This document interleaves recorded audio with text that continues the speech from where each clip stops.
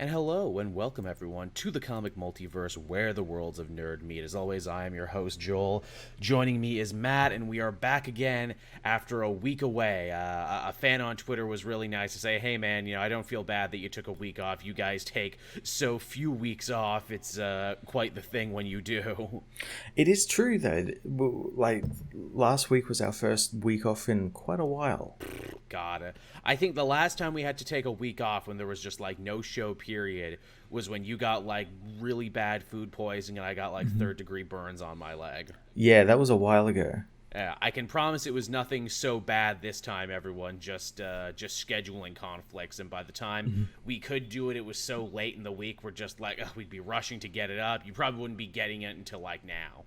Yeah, so might as well just leave it and probably better off for it because we had some quite big news break within that time period. Yeah, the show we have now I think is a lot stronger for it. It's funny, we're getting all nostalgic now thinking of shows past. I actually went back and listened to episode, I think it was 183, because it was just when the quarantine was starting and we were just talking about it and everything. And I'm like, when was this? Oh, this was 5 months ago. Fuck. It's come up quick, hasn't it? Like, it's just this whole year has just flown by. It's a write-off this whole year. Yeah, this whole year. Again, as I say before, there should be a governmental program. Hey, everyone, we owe you one birthday, one summer vacation. Whatever big event you missed, we owe you one. And you can legally do it. Which, man, speaking of, I don't know what the fuck is up with my area tonight, but there was, like, loud-ass fireworks like an hour ago. Probably, I don't know, celebrating Trump's tax returns or something, I don't know. Or some shit. I don't know what they were celebrating. You got me over here in Canada. I think now is when they would usually have, like, the big fair, because I can remember, like, skipping school and going to it around this time, but they probably can't have a full fair this year, but they want to make some money, so they're probably just blowing up all the fireworks they have. Yeah, they're just putting them all on a big pile, just burning them. All the carnies are burning them. Might as well, gotta get it done, got that big space out there that they're not going to be able to use for anything. But it was just so fucking weird, because I'm like, what are you celebrating Sunday night at this time? There's nothing to celebrate. Go home, everybody. But, so if you hear anything loud in the background that sounds like gunshots, it's not gunshots. It's just rednecks and their fireworks. But it could very well also be gunshots because it's rednecks. Nature is healing the fireworks. They have to light the fireworks somehow, and they do that by shooting them. Oh, man. See, that would make me nice and armed, where it's like, hey, is it like a video game if I just shoot the red barrels? They blow up real good. We got a nice full house here tonight on Twitch Sunday night, a little after 10. We got Pat Senior and Tevya and Gamma and Jaden and all the warriors, Luis, everyone here. There's other people too, but I just realized I didn't get my reading glasses. Yeah, no, we've got all the regulars, Space Lord, Jaden, Crusader Con, Elmo X. So thank you everyone for coming and joining us here. I know we were gone last week, but we promise we're not going to make a habit of that. No. So how's your week been, Matt? Not too bad. Obviously, like, was it last? I can't fucking remember. I think it might have been like last week. We got obviously the big PlayStation 5 and Xbox. Yes, we haven't talked pre-orders. about that yet. I managed to pre-order one. I got one. Lucky. I did not even try because I never do the pre-order stress. I'm just not built for that in general. I don't go with it. And also, too, where it's like, when's this come out? November? What else comes out in November? Oh, Cyberpunk and 2 Ubisoft games and everything else. I'm like, well, shit, if I save my money, I can buy all the games I want for around Christmas season. Maybe I should do that. I kind of lucked out in getting a pre-order because I stayed up to watch that event they had, where they announced the prices and stuff. So that was at like 6 o'clock in the morning my time. So I like watched it and I'm like, I'm gonna go back to bed for a few hours. And I woke up like 4 hours later, and like I just got on the internet and just like, I'll have a look at like the local EB games, and they had them up, and I'm like, what the fuck? They were meant to tell us, like, and I managed to snag one of the final digital editions of the console. So I got that on pre-order. I'm also probably going to be getting a digital edition myself because honestly, most games I buy now anyway, I buy the digital versions, and especially now in a day and age when you don't know when you're going to be able to go to a store or be around people again. So maybe it's good that they can just beam the Sony goodness into your house. Yeah, and when I think as well, like the digital versions are a little bit cheaper than the physical now. They are. At least for me, it seems that way. Like $100 cheaper. Yeah. Which that's another thing too, where it's like, oh, they're $5 something. Like, oh, that's fairly reasonable. That's $5 American, Joel. Fuck. Everything is always American, so just slap 2 extra on top of that for you. I'm like, oh, goody. Also, too, if I get an next-gen console, I really need to get a new TV first. Because the TV I have here is old and busted. It's not even 4K anymore, but it still works, so I feel like I can't throw it away. Yeah. Well, yeah, just keep using it until you really want to upgrade to 4K. Yeah, maybe give it a little bit and just wait. Yeah, because if I'm gonna buy a new console, I definitely want stuff to look good. I mean, what was it? Ghost of Tsushima and a couple other games. They're like, hey, would you like to turn on the super cool visual mode? I'm like, I sure would. Sorry, your TV is old, so no. You can't have that. You can't play the game at its most optimal settings. Sorry. Bye-bye. So yeah, I'm getting the feeling that maybe for Christmas this year, that'll be my gift to myself. Buy a TV that can actually, hang with these newer consoles. Yeah. The 4K on especially the PlayStation Pro is pretty damn good. So I'm intrigued to see what a console when that's the actual go-to thing for the console. Yeah, for sure. It's funny, speaking of all highly defined games and next gen graphics and everything, the most fun I've had with a game in a very long time happened just recently. I got Hades on the Switch because it was $10 off. Holy shit, is that game fun. It does. It looks really cool. It is, man. Here's the thing. I have never been one for roguelike games, and yet I freaking love this, and it is the most roguelike game ever. Yeah. It really is. It's from Supergiant, who did Bastion and Pyre and Transistor. And hey, if you liked those games, good, because they grabbed stuff from all of those games and put it in this. Awesome. It's got a beautiful art style, great Greek myth stuff going on for it. It is so much fun. You will die repeatedly, but unlike something in a Dark Souls or a Bloodborne or a Sekiro, where you'll die and instantly feel bad, here you'll die and be like, oh, good, I died. Now I can go do the Persona, getting to know all the characters in the underworld thing, so I can get upgrades and gifts from them. It's the only game where I go, oh, nice, I died, cool. That's awesome. That's cool. Yeah. They really cracked the frickin' code on that one. Hades is wonderful, and so glad I can play it on my Switch too. Yeah, I need to get some new games for my Switch because I feel like it's just kind of been sitting there for a while. I'm waiting for that new Hyrule Warriors game to come out since it's kind of sort of like a prequel to Breath of the Wild. Yeah, I haven't played the first Hyrule Warriors yet. I want to. I had my eyes on the definitive edition, but it's $100 on Amazon. I'm like, God damn it. I don't know if it's canon. I know Zelda stuff is all up in the air about what's canon or not, but yeah, I don't think that first one is, whereas this one's an actual prequel. I still haven't played OG Breath of the Wild either, and I need to because everyone's like, hey, it's so great. Why else would you own a Switch if not to play this? That was my first Switch game I finished, and I'm glad I did. It was a really nice game, and I'm looking forward to the sequel. Yeah, everyone's loving it, and I definitely want to check that out. I got to check that out, and I still got to check out the Mario Galaxy. In fact, what is it? Nintendo's like, hey, here's 3 classic Mario games you probably never played. If you're a Sony kid, get them now, but only for a short amount of time before we put them back in the Nintendo vault. I hate that whole limited time thing. It's so stupid. We need to create artificial scarcity, but they're digital. They exist right here. Yeah, but fuck you, though. Yeah, but we want you to feel like you have to buy it. And also, because we're Nintendo, these games will never come down in price, so you have to buy them full price. Yeah, we're our own publisher, so we can charge whatever we want. Man, Nintendo, you're lucky you make magical dreams as software. We never put up with you. And your bullshit. But yes, believe it or not, everyone, we are a comic book podcast, and we have about 2 weeks of comic book news to catch up on. Oh, lots of news. Absolutely. So I guess we'll start things off here. It was big news last week, but still pretty big news now. Jonathan Majors has been cast as Kang the Conqueror for Ant-Man 3. Ooh, and I'm really happy this guy is getting more work. He's the lead on Lovecraft Country at the moment, and which I have not seen yet, but heard great things. He's wonderful in it. He's absolutely wonderful. He was in another thing I really liked too. I was just looking at his IMDb, and now it's gone from my mind. But yeah, he's a good actor, and also Kang.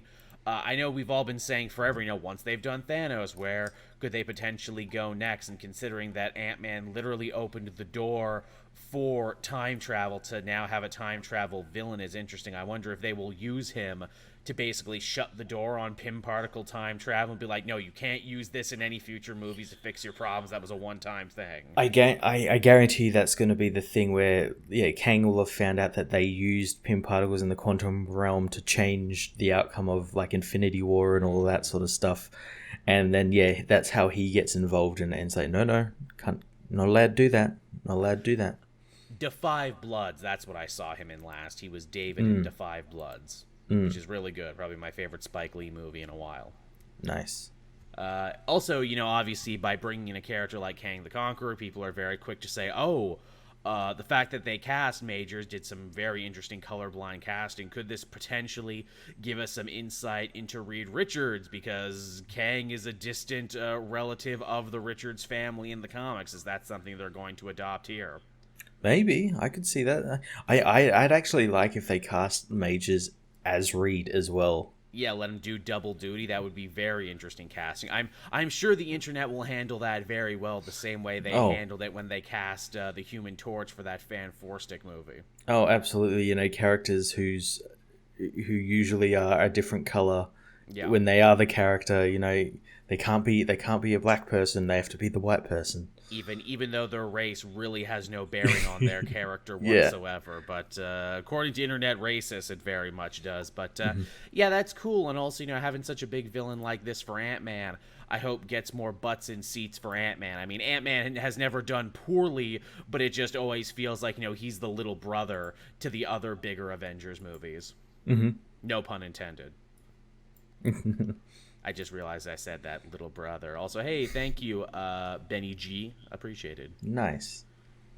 So that's some cool shit. I wonder, do you think that this is a chance for the Marvel movie writers to maybe clean up some time travel related stuff? Because it feels like that's always how they used Kang in the comics for a while too, to be like, okay, let me come here to help retcon shit. Yeah, they're probably going to tie up a couple of the loose ends that were left, or like plot holes or something in. From Endgame and Infinity War, and maybe it might be a chance for them to like properly set out some time travel rules. Yeah, because Endgame were pretty fast and loose with what they were using as which type of time travel was the right one and everything. I could also imagine, and I really hope they do this, keep Kang around and let him just be the time cop that whenever stuff happens, he just shows up. Yeah, I think he might, because isn't the Loki show... I thought I might have heard some rumors about the Loki show involving time travel or some type... Because obviously we saw Loki in Endgame kind of escape in the 2012 timeline, so that like leaves like a different timeline now. Could go that way, and because Majors is also like a TV actor too right now, maybe he'll get a little crossover. Maybe he'll get to show up in a bunch of places. Yeah. Works for me. And do you think what is it? They're gonna color his face blue, or do you think he's gonna actually have like a helmet? I don't know. Yeah, it would probably be like a middle where it's like a helmet, and like I know, like a light inside makes his face look blue or something. Or although in saying that they Marvel do like putting like the paint on the people and everything with like Gamora, she's actually green and all the stuff like that. So I could see him like actually doing like a costume like he has in the comics. Yeah. I mean, Kang has always been one of those characters who walks that line of like, are you cool looking or are you silly? I can't tell. You're kind of both. Very 60s looking, Jack Kirby-esque looking. Very, very, very much so. And also, too, hey, Kang, a character before they retconned him to be related to Ramatut in some Fantastic Four stories, premiered in an Avengers story. He was very much of that ilk of villains, of being, okay, we got to create someone who's super powerful to fight the whole team. What's his thing? Time travel, I guess. Yeah, so yeah, it is interesting that he's going to be first appearing in an AntMan issue, but it kind of makes sense as well, because that's kind of where time travel and everything came out of. Yeah. But yeah, but from what we've heard, obviously we get an Ant-Man and the Wasp back, but we also might be getting like Stature, and like he could be an enemy for the Young Avengers. That would be cool. Be like, oh, you know, in the future I'm from, I know you, Casey Lang, and da-da-da-da-da. Mm-hmm. Work some shit out like that. But yeah, should be cool. Cool casting. They got someone good for a character that could be very silly. Yeah. And on the same bent of casting, this one happened a little earlier in the week, but Aldis Hodge was cast as Hawkman for the upcoming Black Adam movie, or is probably going to be cast. I think it went from he might be casted, nah, it's pretty much he's cast. I am really happy with that. I like Aldis Hodge and like the roles I've seen him in. He was in The Invisible Man just recently, in a very, very hard-working supporting role. Yeah, he's great in those kind of supporting roles. Because I think that's mainly all he's really had. I can't remember him actually being like the lead of like a film. Well, you know, that's the cool thing about superhero movies. If people really like your version of Hawkman, you might get a Hawkman sequel. Yeah. I will be interested to see like which iteration of Hawkman's origin they're having. Well, they in that recent Hawkman series, they condensed it down to they're all canon and they all happened. I mean, they've always been, but yeah. So it'll be really interesting to see what would happen. I'd like if they did something where it's like they make Hawkman kind of like Doctor Who, where like each incarnation is like a different actor. Interesting, yeah, huh? He's playing like the JSA version, right? The Carter Hall version there. Who, is he going to be a guy with wings here, and then later we'll do the no? You see, there's this whole rich history of Hawk people, or will he just be a dude with wings? Yeah, is he going to be like an alien space cop? Is he going to be the Egyptian pharaoh? There's a lot of places they could go. Well, you would think so, because again, Black Adam and everything, who gets his powers from the Egyptian pantheon. Mm-hmm. Yeah, it makes sense they'd go that direction. Wouldn't that be something to eventually tie together? Also, too, hey, so apparently you can cast a black man as Hawkman and no one complains. It's only when you cast, really more well-known characters or villains, people don't complain. But, if the next Batman was to be black, everyone would lose their fucking shit. Or, again, Black Stormtrooper, Black Johnny Storm. But, this is fine because it's a lesser-known character nobody cares about. Yeah, but they really should care because Hawkman's fucking awesome. They should. Hawkman's pretty cool. Just trying to stay one step ahead of internet racists out there. You gotta stay one step ahead, or they'll get you. They'll get you. Oh man, so I watched that John Hodgman show Dicktown just recently, and in fact, there's a whole thing in episode 1 about a racist comic book fan who goes on a big long tirade, being like, and these plus-sized black female cosplayers are doing a horrible disservice to the proud history of Aquaman, and I'm like, I laughed and laughed. And then I got sad because I'm like, oh, Joel, you've met this person online several times. Like, they're trying to be, like, over the top with it. But the fact is, this is actually very real. This is way too real. That's a funny show, Dicktown, and very short. I think they're only, like, 11-minute episodes. But, yeah, this is cool. And also, hey, I guess this means that Black Adam movie is moving along now and actually really happening. Yeah, it's weird. Ever since like fandom, they've realized like, oh, people actually want this Black Adam film. We better start like working on it because this has been in development for a decade. Oh yeah, at the very least. Which, man, again, in all their great corporate wisdom, take a character people like, attach one of the most popular actors in the world, and just don't see it. Again, as I said, it was as if like they saw like the numbers from DC fandom on like that Black Adam panel and be like, oh, people actually want this. I'm sure they do, and I'm sure that's another big reason why fandom was digital and everything, so they can literally have the numbers and the analytics right there to look at. Yep, have all the charts and everything. Yeah, which is pretty cool. But sign me up for this one. Good actor for a good role, and maybe there'll be more to it. Who knows? Yeah, does Black Adam have a director attached? If they do, I don't remember. Yeah, because for some reason I keep thinking it's going to be the what's his name, the guy who does Shazam films, because that would kind of make sense. It would, wouldn't it? But I don't think that's where they're going with it. The Rock is just going to like will the movie into existence. There's not going to actually be a director. He's just going to like hype everyone up, and they're just going to point cameras at each other. He's going to flex his muscles like Flex Mentolo, and in doing so... change reality so the movie exists. Already exists. It's already done, guys. That's how we're going to get around COVID now. The Rock is just going to flex his muscles, and movies will just be now.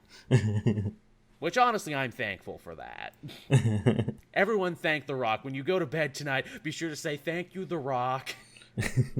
And you'll hear his voice on the wind. You're welcome. Yeah. You'll see his face in the moon.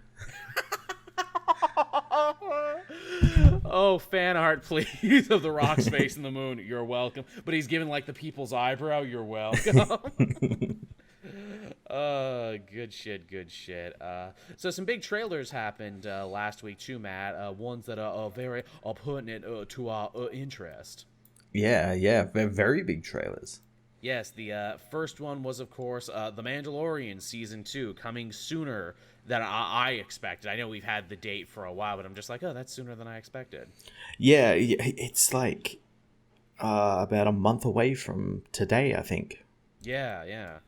And, we got a whole trailer. Mm-hmm. We got the child of the Mandalorian going, looking for some Jedi. They're on the big Jedi hunt.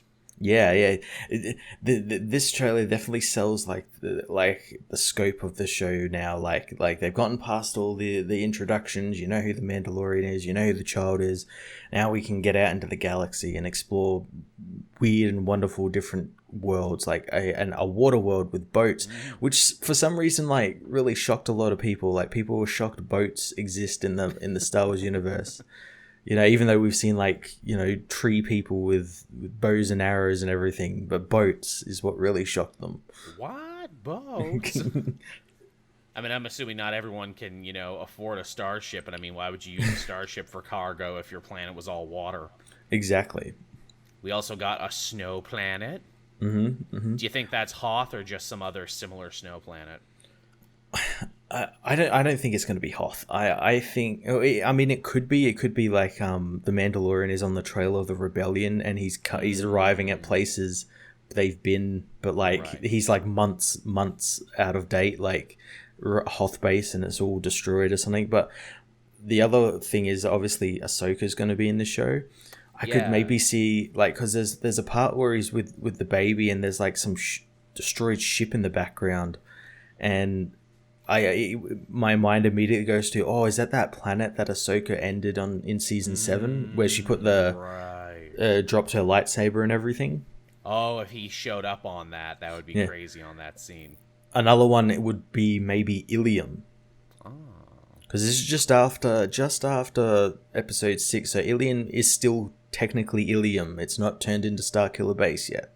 Interesting. Do we know who Sasha Banks is yet? Because we see Sasha Banks ever so briefly in the trailer, and I love the Star Wars wrestling connection. I don't think we do know who she is. I'm going to assume that, like, everyone seems to think that she might be like a good person, but I think maybe she's probably like an agent of Moff Gideon or something. She's wearing a very traditionally evil black hood, usually reserved for Sith and evil people. Mm-hmm. Then again, she also disappears like a Jedi, too, so I don't know. No, I don't know. A lot of people just jump to the conclusion that maybe she is Sabine. It's like, why? Because Sabine had different colored hair, and she has different colored hair. Well, I mean, maybe, but I don't think so. That would be an odd way to cast it. It's like, oh, your hair, it's perfect. No, I just dyed it. Yeah, you're perfect. Really? This is how we're casting these now? All right. But I'm still excited for Mandalorian season 2. Yeah, it looks great. Here's hoping Gina Carano and a bunch of the other actors don't say anything stupid from here to that time. Oh well, I think they've already said as much stupid shit as they can. Yeah, for real. Oh no, what's that? They all fell into the Sarlacc pit? Really? In between episode? Really? Wow. They died on their way back to their home planet. Yeah. Is there any validity to the rumor, too, and you were probably more plugged into this than I am, that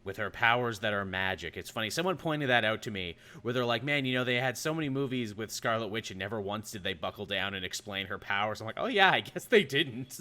Well, her powers technically came from the Mind Stone. Experiments. Yeah, and the experiments and everything. But again, they never explained how or why or what is chaos magic, and the fact that we're going to get this, and apparently she's going to be co-starring in the next Doctor Strange movie. Maybe we're going to finally get some answers on that.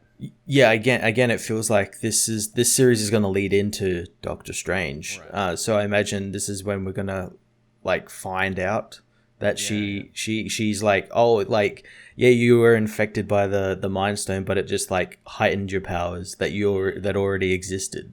Right. You are always Homo Magi. Yeah. Or something like that. Monica Rambeau was in the trailer too for a minute, all grown up, and she looks to be dodged by some sort of government agency. Maybe it's S.H.I.E.L.D., maybe it's not. We don't know. It's S.W.O.R.D. Oh, you think? Yeah, it actually is S.W.O.R.D. Oh, we actually know 100% that it's S.W.O.R.D. Yeah, there was photos of the set, and one of them was wearing a uniform that had a sword patch on it. Oh, that's good. Well, I had it on later in the list, but this is a perfect segue. Apparently, Samuel L. Jackson is also being pegged for some sort of new Disney Plus show. Do we think it's going to be Agents of S.W.O.R.D. now? Do we think that's how they get around doing Agents of S.H.I.E.L.D. again, but different? Well, yeah. I mean, that's where he was set up in that... That's true. That credit scene in, what was it, Far From Home? That's right, absolutely. Do we think those two fun those two fun scrolls we saw at the end of Homecoming and everything else, or Far From Home, do you think they're gonna get to stick around? I hope so. I hope they get more Ben Mendelsohn's Talos involved. I loved him. Yeah, come on, Ben Mendelsohn Talos. Let that be a recurring character. Let him be on the show. Yeah, I mean, with that too, maybe Monica Rambeau will be on S.W.O.R.D. for this. Maybe this is part of a recruitment thing, hey, we need you because we're starting the S.W.O.R.D. division or something. Maybe that'll be the post-credit for these shows. Yeah. Well, I imagine the show, she's definitely going to get her powers in the show, because in the trailer, it looks like she gets, I don't know, blasted out of, the Pleasantville reality into, the Marvel reality. Yeah. So yeah, I imagine she'll be coming and getting her powers and everything. That'll be cool. That will be cool. The chat is mentioning too, obviously, now that we have Skrulls and everything, do you think this show will work to try and maybe set up Hulkling and Wiccan, because we basically have so much other stuff set up for a Young Avengers style team, either a show or a movie? I could see that. I could see them bringing in Hulkling and everything, and then you build to Empire. Yes, yeah, exactly. You finally do Empire this early. Because, yeah, the story here that they're kind of basing this on also happened in the comics, where they kind of have kids, and then they exist, then they stop existing, and then she kind of goes crazy, but then they kind of come back and everything. Mm-hmm. Yeah. And it's a whole big thing for her. I wonder if that would be too much to put in the show, but I don't know. It's are these just going to be miniseries, or if they're popular, are we going to get season 2 of WandaVision, season 2 of Winter Soldier, Falcon? I don't know. Yeah, well, I feel like they're probably one and dones, and they're like a mini series to an ongoing, basically. Right. And whereas they'll just catch us up on big details that the movies can't really go into. True. Or don't have the time to go into. And also too, it's not there's not new stuff coming down the pipeline, like Moon Knight, like She-Hulk, and Miss Marvel too. Yeah. They're not sparse on any content or anything. No, they're not hurting at all, and that's not even counting the stuff I'm sure they're going to be announcing after that. Mm-hmm. But yeah, so that's some good shit there all across the board for the new Marvel stuff that we're going to be seeing fairly soon. Now, what else do we got going on here? Just some good news here, not really a lot to talk about, but Harley Quinn Season 3 was finally officially announced last week. Announced after DC Fandom.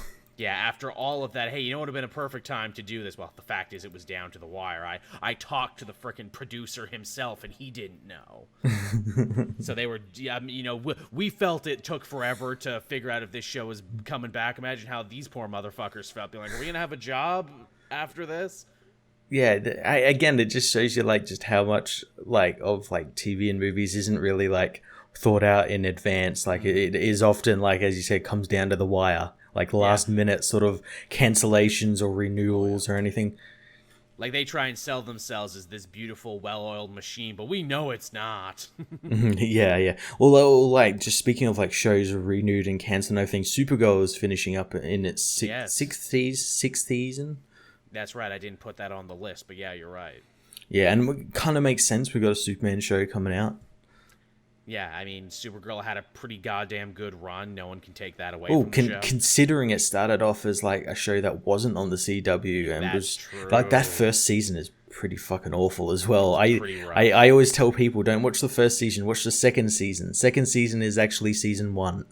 The fact that it was actually able to survive that and keep on going and even spin out a Superman who was popular enough to get his own show. Yeah. Is pretty damn solid. But yeah, Harley Quinn is back. I know we had talked about it before, but apparently the big sticking point as to why they didn't announce season 3 right away all came down to budget for its new master, which is going to be the HBO Go app. Okay. And I'm like, oh, I hope this isn't going to be a Young Justice situation where they come back and the show is a lot shittier and cheaper looking. If only they had $70 million to give to these people. If only, wouldn't that? I don't know where they'd find that 70 million, but there's all these projects that kind of deserve them. But yeah, because it's like a property that people really like and got great buzz, and everyone was talking about, and everyone was super into. It would be nice to be able to give that some money, because I mean, it's either that or give it to something that already failed once. Or not once, like 3 times in a row. Depending on how you count it. But yeah.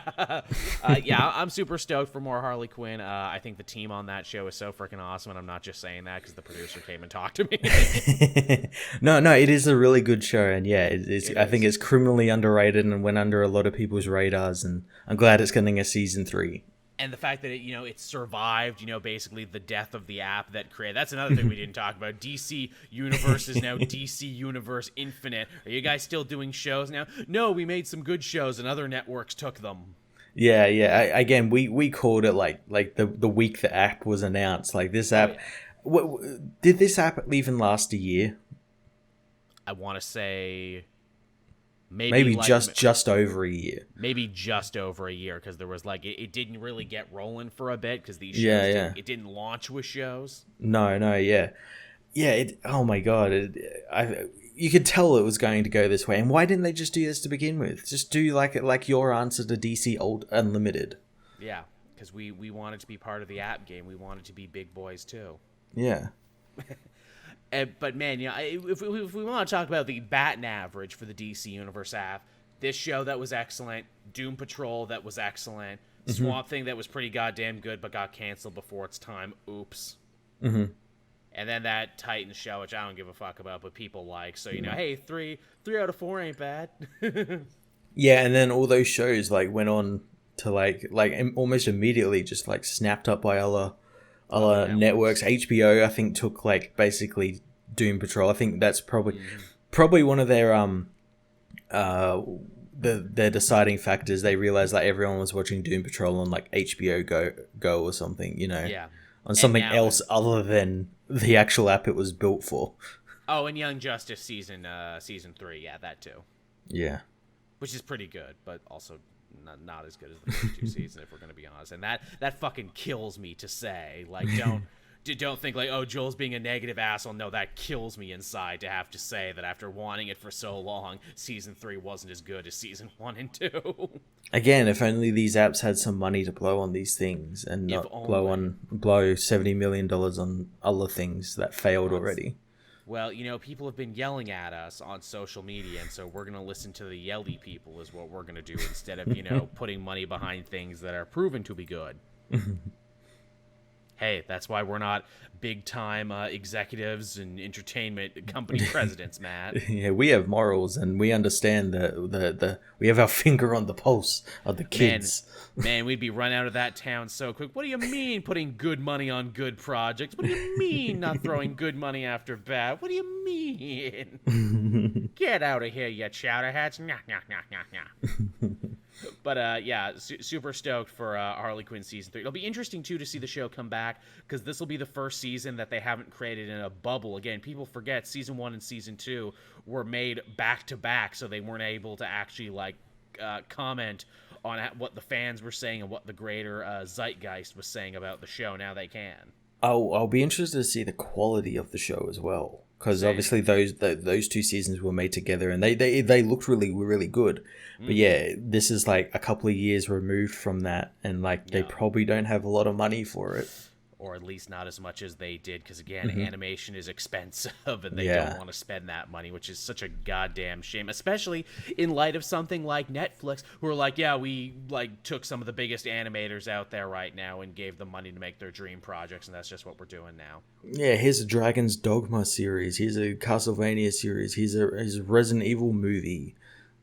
Hey, regular show guy, do whatever you want. Hey, Book of Life guy, do whatever you want. Yeah. Hey, Dragon Prince, renewed for multiple new seasons. And those are all great, by the way. Those are all wonderful shows. Yeah. I would just like to see other people get behind that. Then again, that's not to say, Netflix are saints in this situation. It's like, oh, you like that BoJack Horseman, huh? Cultural milestone, huh? What's that? The studio is trying to unionize? This will be the last season. Yeah, they like canceling their shows that that do very well for some reason. Yeah. Remember American Vandal? God, I loved American Vandal. I am still not over Netflix for fucking canceling that. God damn it. Why did no one else pick that show up? That feels like a no-brainer for anyone else to pick up. Or not even that. I'm surprised like the guys behind it like didn't continue it on in like, I don't know, a YouTube series or something. Because that's the joke. In fact, make a joke about it in the series. Yeah, we got picked up by Netflix and it was really good, but then they dropped us, so now we're doing it online and everything's cheaper and shittier now. And like that would be the joke for season 3. Yeah, as Tevye says as well, they cancelled Altered Carbon, which again, won't forget them for. That was such a good fucking goddamn show. I never got into Altered Carbon because I'm like, oh, they're gonna be canceling this any day now. Oh, and I guess that Dark Crystal show too. Oh, I never watched that one, but it did look good. I like the idea of like the puppets and everything. For real, yeah. I'm glad puppetry is being kept alive and well somewhere. Mm-hmm. Now, some more comic news coming down the pipeline. We keep saying, in January, everything is going to be changing for DC. Once Death Metal is done, don't be shocked if they do some sort of major reboot. Jim Lee is saying, no, it's not a reboot. It's not a thing, but it's a crisis, and you always reboot after crisis. Yeah, well, yes, no, maybe. It's called Future Shock 2021. Again, this is 5G just renamed. And I thought about it, and someone on, I think it might have been on a Discord or on Twitter, actually kind of made what I was thinking into an actual sentence, and that is like, I wonder if they just didn't call it 5G because of this whole fucking pandemic thing with the whole fucking people thinking 5G gives you coronavirus and everything. It's like, oh yeah, it's not going. Yeah, it's not going to be good putting out an event called 5G. I mean, as we've already seen with Shattered Generations and everything else, it's like, oh, so you're definitely recycling these stories. You're not letting these go to waste, even though you took 2 months off. You're not writing anything new. You're just calling it something else and probably making minor changes to it. Yeah, it's still absolutely happening. I don't understand why people keep saying it's dead. It's not. It's just been rebranded. Renamed, and yeah, even the name Future State, it's like, what does that mean? Are we going to be jumping into the future? Are new people going to be filling the voids? Hey, that sounds a lot like what you were doing for 5G. No, it's not. Again, yeah. It sounds all exactly the same. And again, we could be totally proven wrong. I don't know. Maybe Future State is we're bringing back Future's End, but... This is the continuation of that hit story. Man, if that's the case there, you'll hear Canadian YouTuber takes a long walk off short pier. But it's summer, so he was fine. But yeah, no word on what Future State is. I've been calling it Future Shock for the longest time. I didn't know it was actually Future State until I look at this right now. I've been saying the wrong thing. I'm sure I've heard of a Future Shock story. I'm sure there's a Future Shock story out there. I'm sure there is. Judging solely just by what we've seen, say that it's not just a recycling of 5G like we're pretty sure it is. What do you think Future State could possibly be, Matt, if we had to put on our thinking caps and think real hard? Well, again, like, you look at the name and, like, you immediately think of, like, the stuff the 5G was going to do. It Future State, it sounds like it's going to go to the future. Yeah, exactly. It could be something as well tied in with like the Legion or something. Oh, that's right. We brought them back. Maybe do something with them. Same like how we brought back the JSA around the same time. Maybe do something with them. Yeah, have it be a big time travel-y event, crisis-y thing. Yeah, no, but I think it is definitely related to this whole, like, in that detective book, we got that first part of the Generation story, and there is something going on with, like, the timeline being destroyed or something that changes the future or something. Right, and is that just the beginning of it? Mm-hmm. Where it's like, oh, there's a bigger time-based villain, and oh, we need to come together, and oh no, time is changing around us. Look, Cyborg is back on the Teen Titans. Well, that's good. Yeah, we've got the first Batman. We've got, a Superboy as a Superman or something. Something like that, yeah. Huh. I guess we'll wait and see for this, but yeah, Future State. Which, the font and even the colors here reminds me of Batman Beyond, actually. Are they going to finally do something with Batman Beyond, maybe? Yeah, what's been happening in that book? They finally canceled it. Oh, really? Yeah, it stuck around for way fucking longer than I thought. I don't know anyone who was reading that book or had anything nice to say about it. Yeah, it was just like a book that was there, and I think it was just coasting on that name. Clearly, it just existed. Yeah. Remember when it was Tim early on? It's like, yeah, we sent Tim Drake to the future, and he'll be Batman Beyond. Mm-hmm. Because we don't know what to do with Tim, and then we got rid of him. Actually, Dr. Manhattan got rid of him, and then it was Terry again, and then still nobody cared.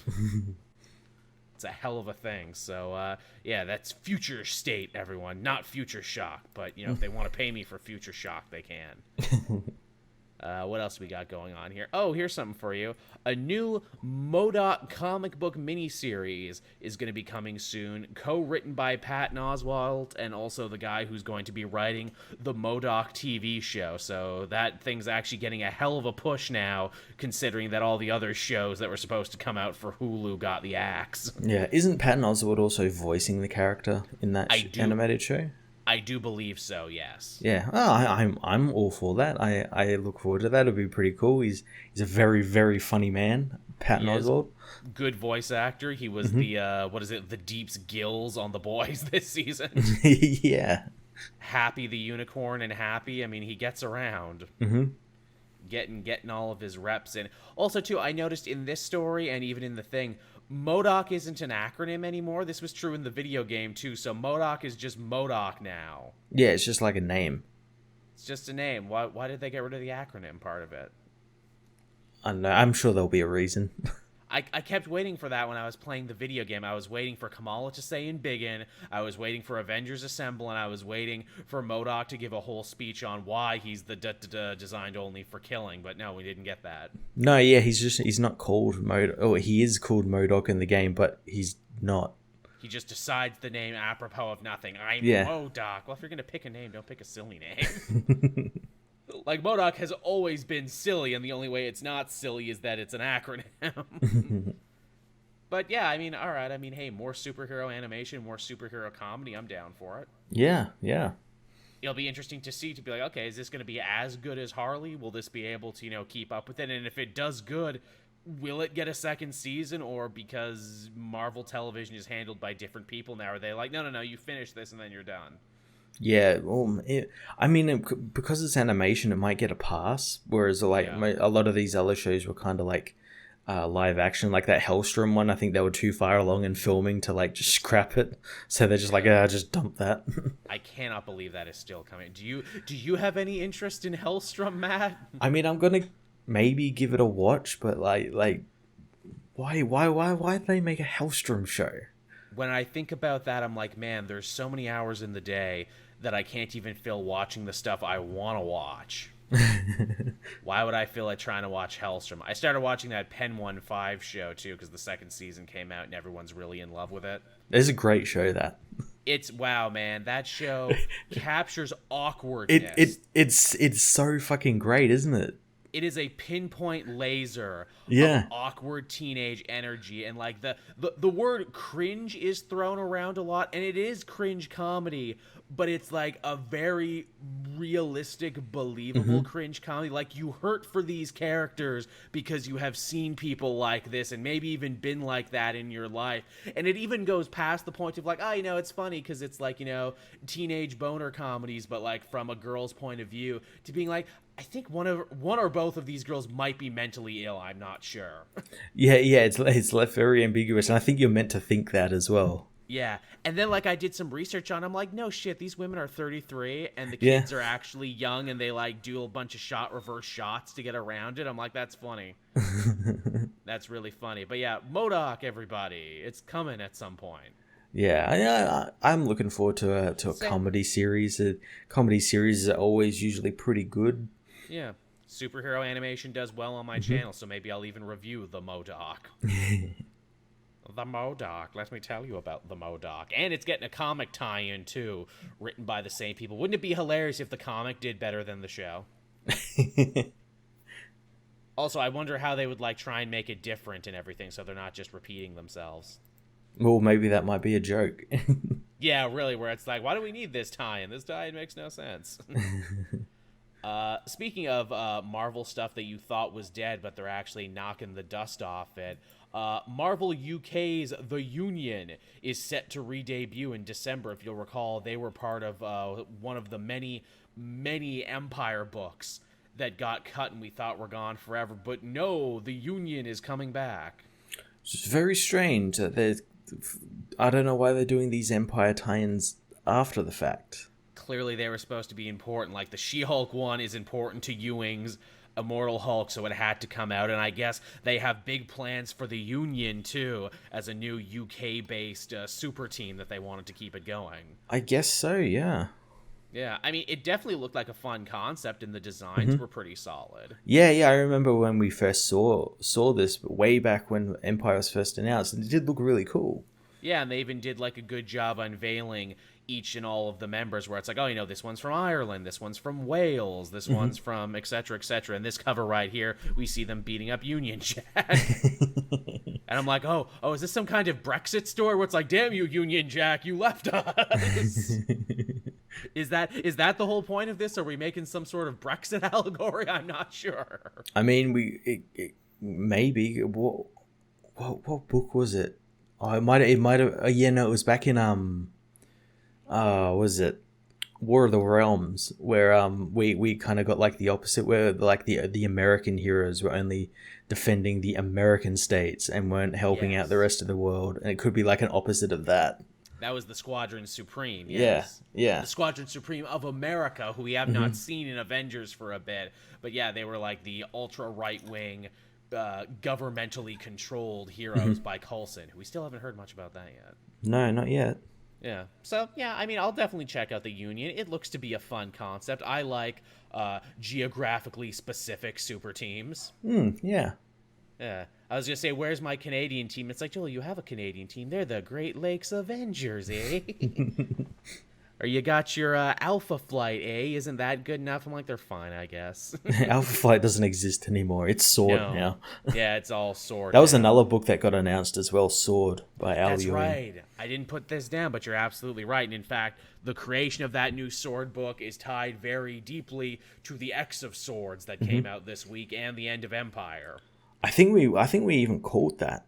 We basically did, where it's like, wouldn't it be cool if, and then it totally happened. Yeah, it's great. It's great. I'm really looking forward to that Sword book. I'm down for it, yeah. But again, goddammit, how many X books can we have? Can you cancel some of these X books so I can shuffle new X books in? I can't read all of them. No, you have to read all of them for this event, because it's 22 fucking parts long. Yes, which it's like, no, this is why we did this, everyone, because we have such good memories of Age of Apocalypse when we got people to pick up every X-Men book, and we want to do it again in 2020. Read them all. I wonder how important what's happening in each individual book will actually be. Somehow I feel it will be kind of important, just because of like what the whole quest is for that whole story. We'll talk about each of them will be taking a sword or something. Yeah, when we actually talk about X of Swords, but yeah. So there's the Union. You're getting your Union after all. So pay your dues, because the Union is coming. That should be their catchphrase. We're here for union dues or something. All right, what else do we got going on here? Thanos set to return for the Eternals. So, hey, if you were thinking of sleeping on that new Eternals book because it's connected to the movie, don't. Because, hey, we got Karen Gillan and the Die Guys all back together, and also Thanos is returning to be the villain for this. And I guarantee you it'll tie into whatever Donny Cates is fucking building to and his Thor book. 100%, because we now know Donny Cates has actually been telling one big super story this whole time. It all comes back to Thanos. Yeah, it all comes back to him and his Infinity Hammer. I actually tried to figure this out. I'm like, okay, how long was Thanos actually dead this time? Mm-hmm. I think it was about a year, because, like, technically Gamora killed him in Infinity War. Remember that story? Yeah, Infinity Warps, and then... Yeah. And then, he wasn't really dead. Yeah, he was brought back to life because he was in Star Fox's body, in his Guardians run, in Donny Cates' Guardians run. Yes, and then they tried to, Hela, because they were dating at the time, tried to resurrect him, and then it failed, and then I guess he died for real, but now I guess he's finally back for real now. Yeah, and then that's what Thor saw in a couple of issues ago in Thor. Right, at the whole big end of the world. So yeah, about a year, that's not bad. That's better than most. Better than most. He stayed dead for about a year. I wonder through what chicanery he will return, because it looks like Eternals is going to be digging into that, the fact that, hey, we don't die. I wonder if maybe, like, because the Eternals right now are dead. They've been dead for a while. Since the beginning of Aaron's Avengers. So I wonder if, because Thanos is technically an Eternal, I wonder if maybe something will happen where, like, the Eternals are brought back by, like, say, I don't know, someone wishing them to come back to life. Right. But because they said bring back the Eternals, it brings back Thanos as well. He just hitches a ride. He's in the afterlife. Hey, you guys are going back. Hey, can I come? Because technicality. Yeah, Yeah, it's like the fucking Dragon Balls. He gets wished back on a technicality. That's funny. But yeah, hey, they were sure to tell you that Thanos is in this because they really want you to pick up Eternals, because they really want to make new Eternals comics, everybody. Yeah. I mean, I was picking up the book anyway because it's fucking Eternals. Eternals are awesome. They've done just enough now where it's like, hey, Karen Gillan's right. And I'm like, okay, cool. I love Die. I'll check this out. You got me, Marvel. I'm a simple man. You got me. What else did we have going on here? Ba-dum. Oh, hey, The Boys. We've been enjoying that this season. We alluded to it earlier on in the show, and apparently it's been doing so well on Amazon. It's getting a spin-off. Yeah, their weekly schedule for the episodes has been paying off greatly. Yes.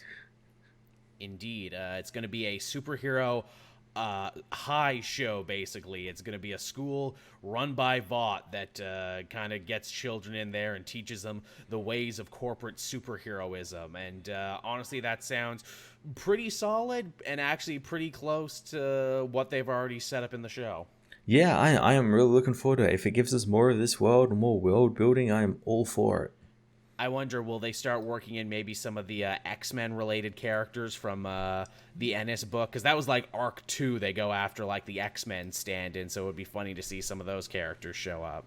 That'd be cool. I wonder if maybe they'll work in like characters like that we've heard about on the Boys, like Tech Knight. Yeah, who's the handsy teacher.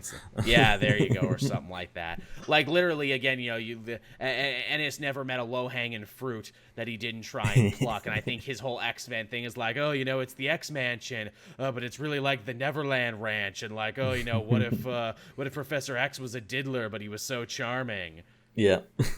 Yeah, the U-Men, thank you, that's what they were, Jane. Even the name, the U-Men, Ennis wasn't trying very hard. I think 2 seasons in, I can just come out and say the Boys show is better than the book now. Oh, it absolutely is, because again, I think as someone in our chat here pointed out, it uses edgy and darkness as like a seasoning. Yes, it's actually trying to have some depth and some complexity, and it's still a dark comedy, but it's not a farce. And also, thank you, Blue Cold Day, for that. Much appreciated. Thank you. And also, too, unlike the book where it's like, well, I can see where this is going, the show, I don't know where this is going. No, yeah, we've got, I think, 2 episodes left of this this new season. And yeah, it just like every week it's just something fucking new. I love what they're doing with Homelander. I love how more unhinged he's becoming. Oh yeah. Like this week we got like some shit I never thought we'd see. We got fucking love sausage. I never thought we'd fucking see that on TV. Change the powers, but we got Terror the dog the episode before that. And now we actually got the love sausage, which is pretty fucking dope. Yeah, and it was a great scene as well. I fucking loved it. Also, you gotta love too. Hey, look, we cast Shawn Ashmore, the ice hero from the X-Men movies, and made him our fire guy hero, and we gave him a lighter thing like Pyro from the X-Men movies. Yeah, and they even made his story, like Lamplighter's story, a lot better. Absolutely, yeah. Again, depth and complexity to a character that was throwaway and did not have depth nor complexity. Yeah, and it makes me think, oh, he's, probably going to join the boys, maybe.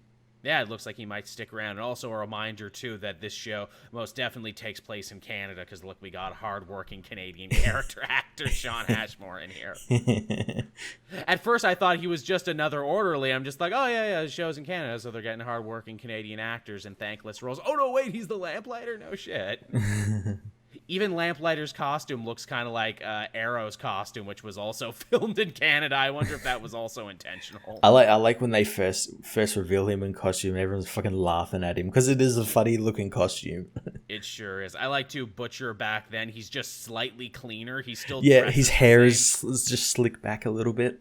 He just combed his hair. That's all he did in that time. Like even when Butcher was normal, he was still rough around the edges, which I thought was fun. Also, hey, Butcher didn't really wear, like, Hawaiian shirts and shit in the comic. Does Karl Urban just do that in real life? Because I've seen him on, like, a couple shows and everything now. And I'm like, was he trying to dress like the character, or does he just, like, normally dress like that? I think he just normally dresses like that. I think that's a cool design choice for Butcher as well. It is, like, trench casual coat, but Hawaiian shirt. Yeah, he's business, but he's also casual. Absolutely. Because in the comics, too, everyone dressed like Butcher. That was the uniform of the boys. They were all like friggin' trench coat kids. Yeah. Which is funny because I'm just like, was that Ennis almost making fun of himself, being like, every character I've ever written in comics was some badass trench coat guy, be it Hitman, be it the Punisher. So now everyone wears trench coats. That's just the uniform. So that's interesting. But yeah, so Boy spinoff, I'm actually excited for it. I think there's some interesting places they could go with it. Yeah, I'm looking forward to it. And it says it's being fast-tracked, so we could see it very soon. We could. So yeah, there's that piece of news there. Another reason to keep your Amazon account a bit longer. Yeah, well, as well, we've got that Lord of the Rings show apparently happening soon. That's right. I forgot about that. I forgot that was a thing. Yeah. So yeah, I guess with that done, that was pretty much all the news this week, everyone. Lots of stories to catch up on from this week and last week. Mm-hmm. I guess we can talk about what we read this week. I read, how many books did I read? 1, 2, 3, 4. I only read 5 books this week. I was kind of slacking a bit. I read a couple. I read quite a few. Okay, well, let's just try and catch up on the ones from this week if we can. Mm-hmm. I guess the big one and the one that we kind of alluded to was, of course, X of Swords, which finally came out with X of Swords Creation, #1. Yeah, and boy, this was a jam-packed issue. There's probably more story per page in this one book than like most other books I've read, like all together in like collected volumes. Yeah, and I would say as well that the 2 preludes that we got before this are kind of required reading. Yes, they are. Yeah, because they explain so much stuff as well. I feel like a bit of a dumb fuck for not actually keeping up with Excalibur, because holy shit was Excalibur important. Important Howard co-writes this. Yeah. She and Hickman share the byline on this, and it shows. It shows. It's very important. All the stuff she's been building with like the Starlight Citadel and Lady Opal and all of that.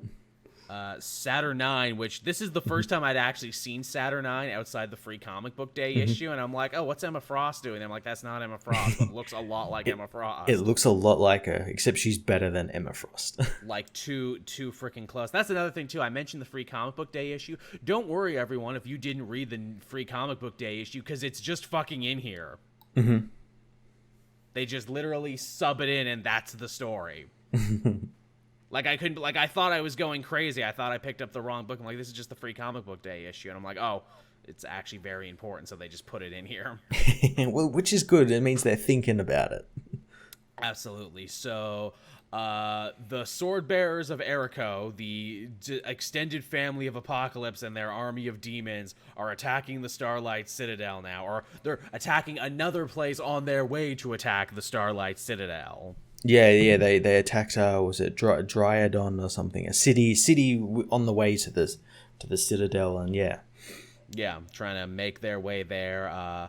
The Summoner comes back from the mission that Apocalypse sent him on, that scouting mission from X-Men 12. And, hey, guess what? Everything is fucked and everything is going to hell. Yeah. As he says, he thought he was going to be the herald of the new age of Apocalypse, but he's just the herald of the fall of Araco. Yeah, it's freaking nuts, and Apocalypse basically has to come clean to the rest of the Quiet Council about everything he's been going on, building portals and everything, which is apparently not against mutant law, which seems like an oversight to me. Yeah, I do like that he brings up that, like, the fact that like any old mutant can just build a gateway, just as long as like Krakoa is like, that's cool. Is cool with it. And in fact, Krakoa kind of ends up being the deciding vote on not closing the portal, because Krakoa wants to be reunited with its other half back when they were one supercontinent, which actually gets named this issue Oraco. Oh yeah, or Kara. Or Kara or Raka. This man, until someone says this out loud, we're not going to know how any of these are properly pronounced. But, yeah, so I like that no one actually wants to join Apocalypse's team to go back there, so he basically gets all the black sheeps and fuck-ups from every team to come and help him. Yep, and Beast. Who just wants to keep tabs on everyone else, which is very fitting with how they've been writing him in X-Force. And, hey, shocker, surprise, surprise, but the Summoner, the creepy albino who's been nothing but creepy, was actually evil the whole time. See, now that surprised me, because I was definitely thinking that Apocalypse was going to turn on the X-Men after seeing that his children were alive. Oh. Because that was something he didn't know was alive, and that's why he, like, broke down the way he did when he first saw them, and I thought that was going to be his turn, where he's like, well, no, fuck this, I'm going to team with my children. Yeah. And maybe he would have if they had given him a chance, but they literally stab him right away. Which is kind of great, too, where it's like, oh, so this is all Apocalypse's fault, and his sins will now be delivered upon Krakoa and everyone else just because they let him be part of it. Yeah. It's a hell of a thing, ain't it? It is. Yeah, it's a hell of a thing. And then, like, a million other things happen in the book, too. Saturnine and the Starlight Citadel don't want to get involved in the fight, and it's like, well, hey, I thought you guys were supposed to be the good guys. No, actually, we're doing the whole morally gray thing. Yeah, we don't want to get involved in mutant affairs, but you brought it to our doorstep, so now we have to. Mm-hmm. And, yeah, which is funny because it's like, oh, hey, the Sword Bearers look really evil and look like the bad guys, but they actually have, like, a pretty, like, relatable reason for wanting revenge on Apocalypse. And then Saturnite's like, oh, well, you guys look like the good guys. Oh, no, you guys actually suck, though. Again, you're a tricksy hobbit there, Hickman, playing around with our preconceived notions of good and evil. And then, as many people in my comment section were quick to tell me, this is all to set up a tournament arc. Yeah, this is all to set up the Cell games.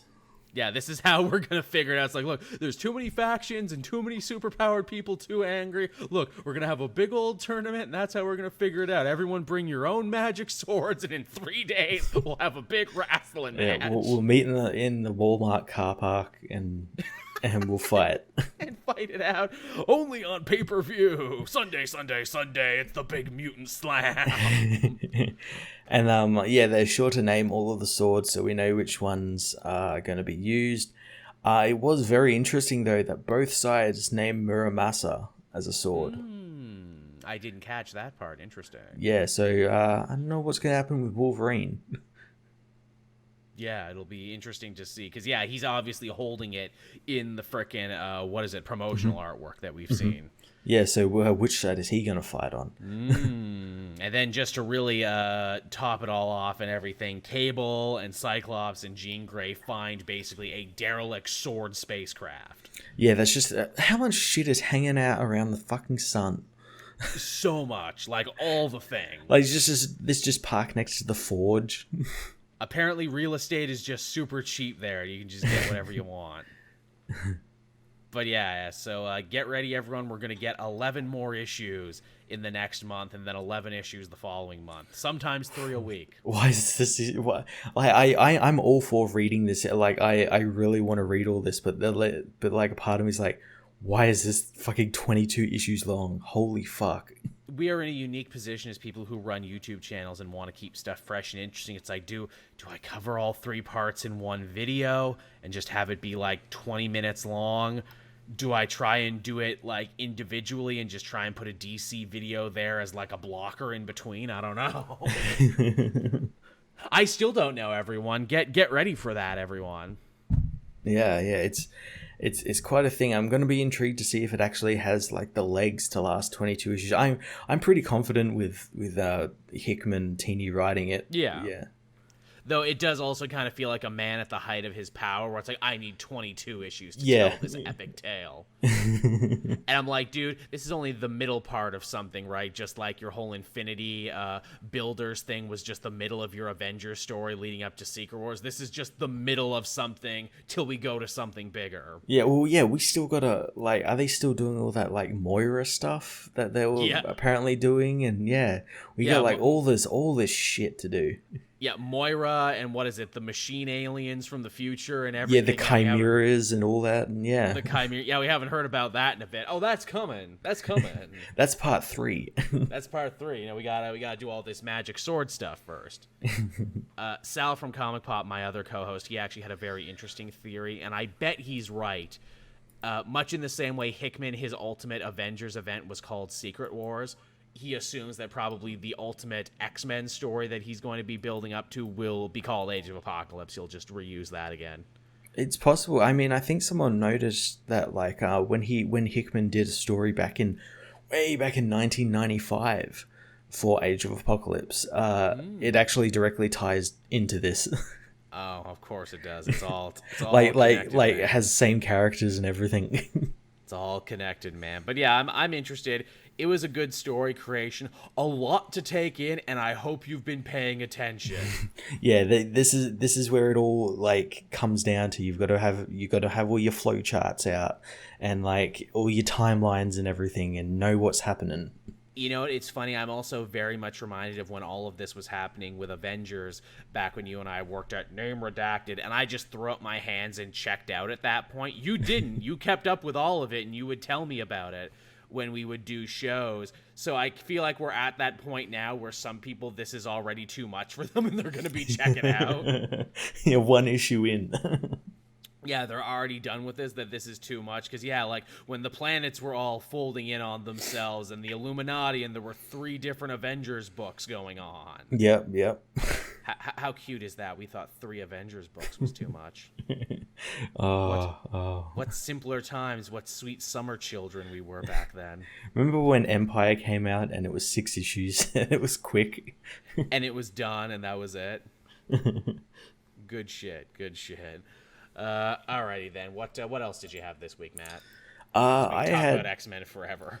I had quite like a Flash centric week, or at least early in the week, because I had 2 big Flash books. That's right. There were 2 big Flash books this week. The first one being Speed Metal, the death metal tie-in, which again kind of required reading. For both this event and also what's going on in Flash, it would seem, which is maybe why I was a little lost during some of it. A little bit, yeah. So yeah, the Flash family are outrunning the Darkest Knight, the Manhattan-powered Batman who laughs, and they got to try and find a way to stop him. So they come up with a plan to try and find the Mobius chair again and get Wally back on the Mobius chair, so he can use the little power he has left to try and fix all of this and get it to Wonder Woman, fix the whole universe. Question, was the Mobius chair always stuck in the Speed Force, or is that something they just come up with here? Because I never read Flash Forward.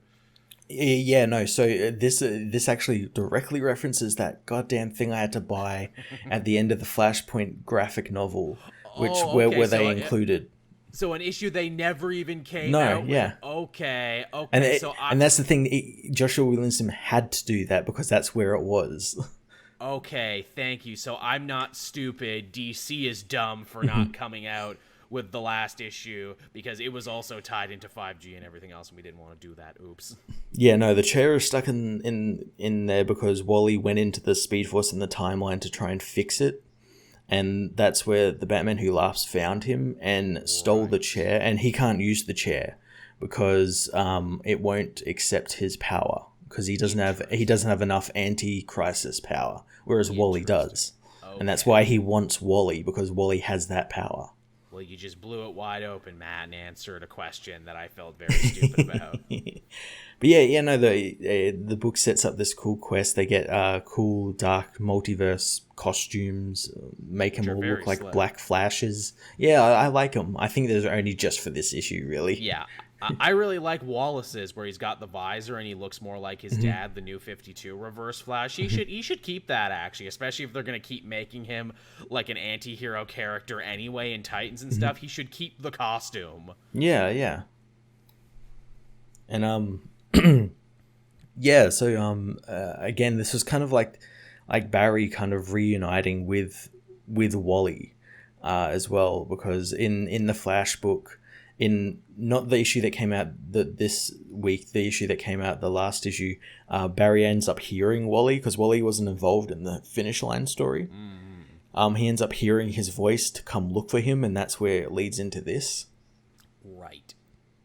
And they end up running through the Dark Knight and running into the time stream, and Wally ends up he uses the spirit bomb and gets all the powers of the other speedsters, and actually ends up going back into his old costume.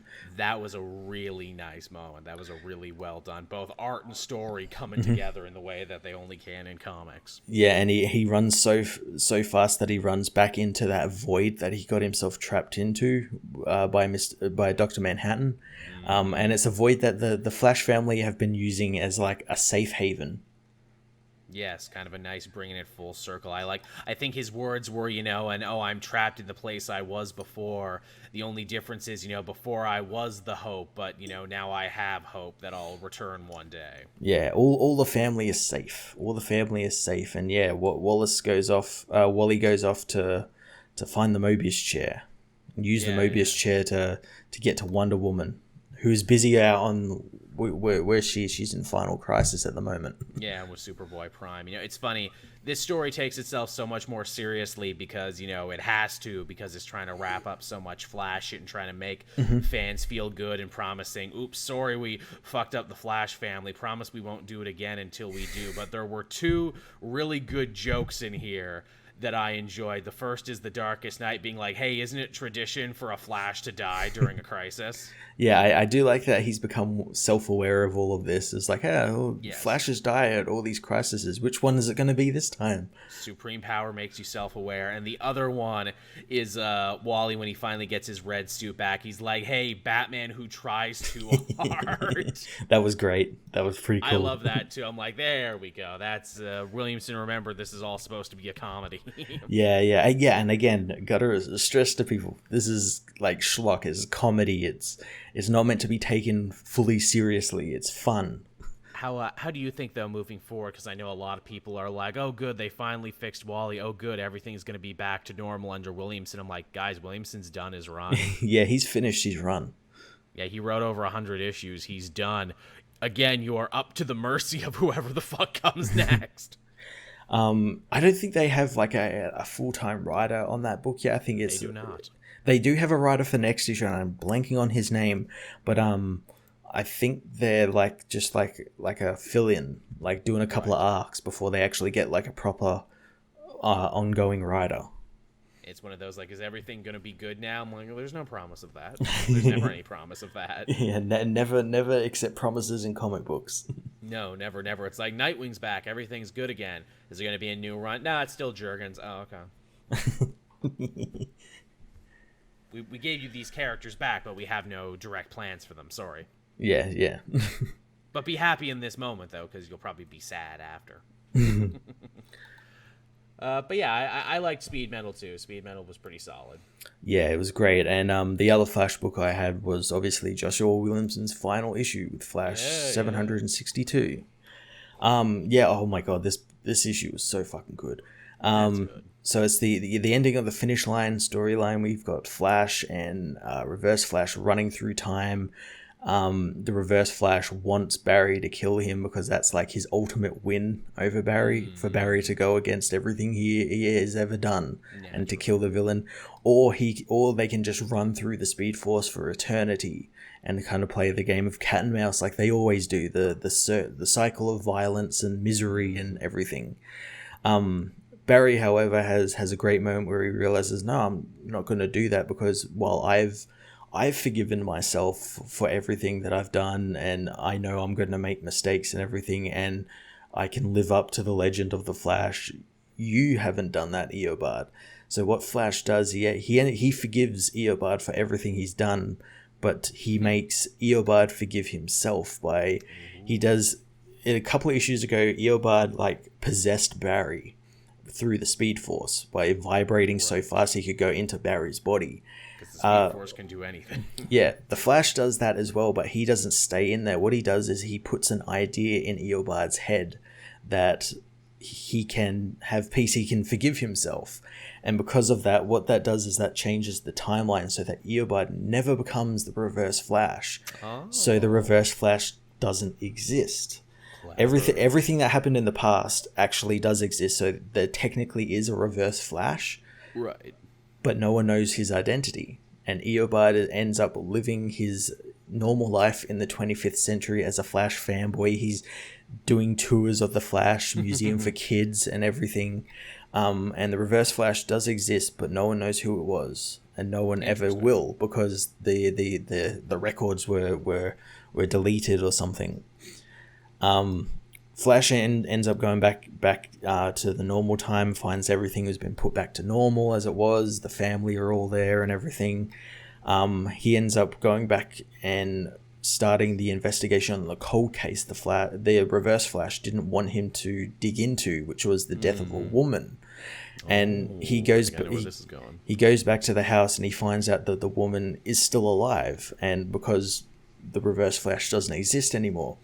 And he actually ends up finding that woman was Eobard's great-great-grandmother, I think it was. Okay, I didn't know where it was going. Yeah, no, and the thing is, and Barry says, like, that's quite a surprise.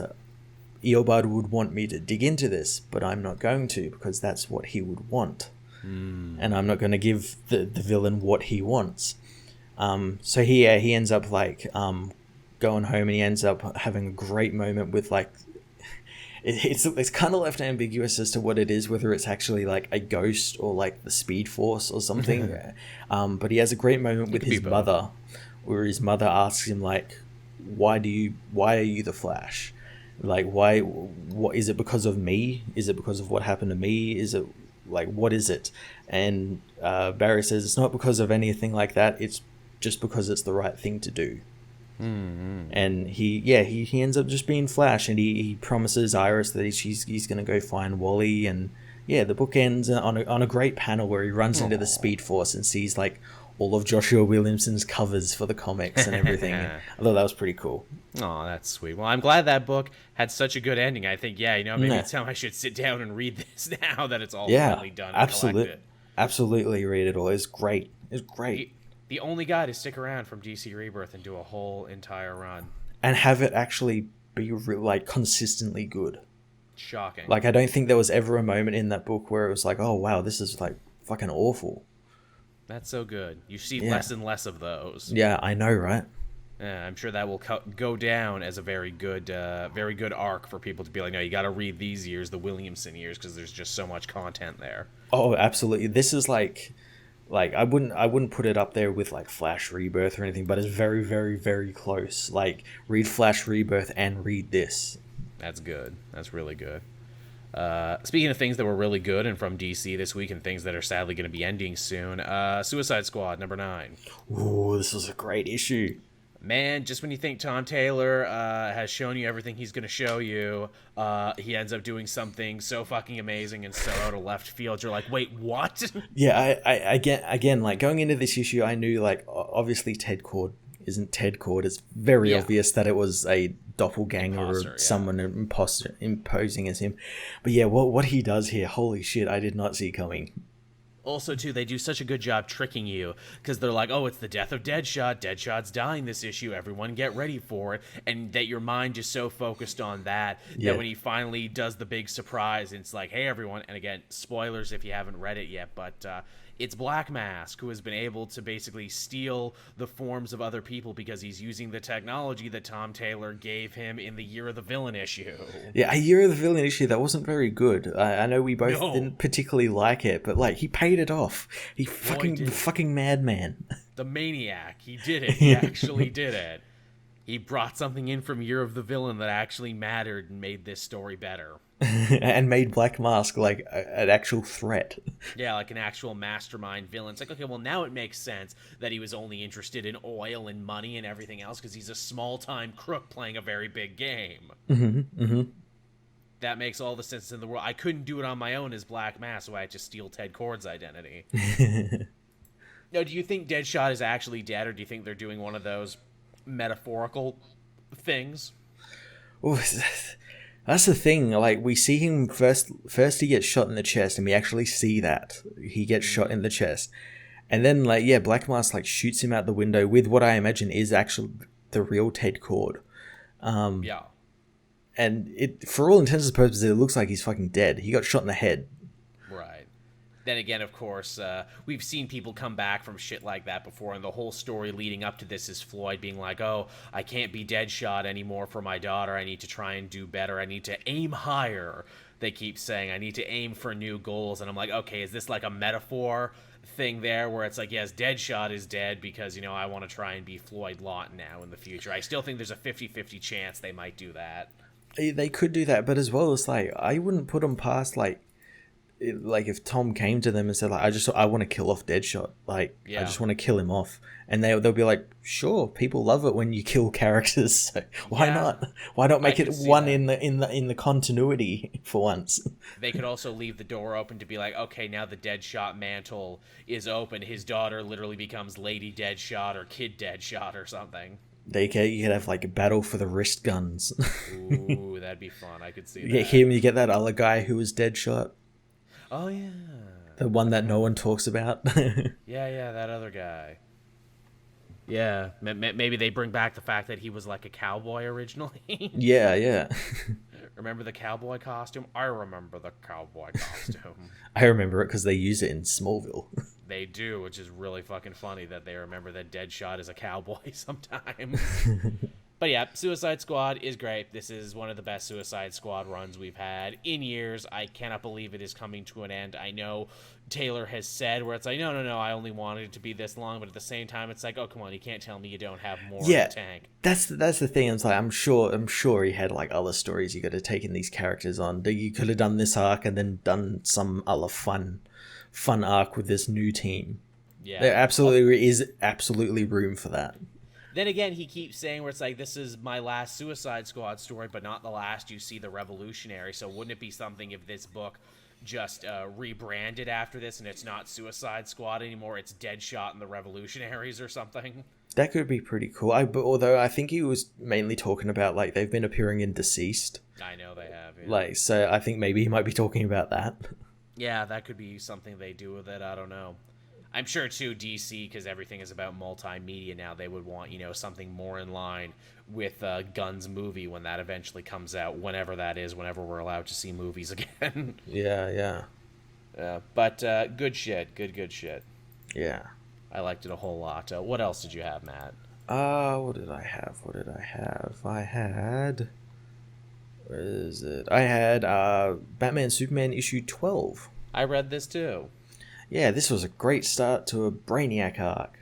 Yeah, it's funny. I was kind of like, what is it? Kind of cooling on this series. And then they're like, okay, what if we take Batman and Superman away for a little bit and bring in Steel and Batwoman? And I'm like, okay, now you have my attention. That really surprised me because I didn't know they were in this issue. And I'm like, oh, yay, Steel. People remembered he existed.